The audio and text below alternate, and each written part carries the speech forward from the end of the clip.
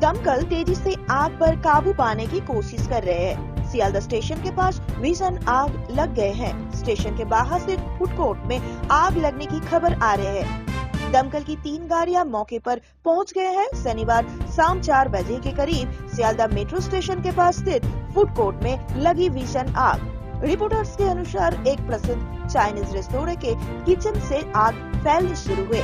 Office से लौटते समय सियालदह स्टेशन परिसर में आग के वजह से आफत-फरी मच गई है।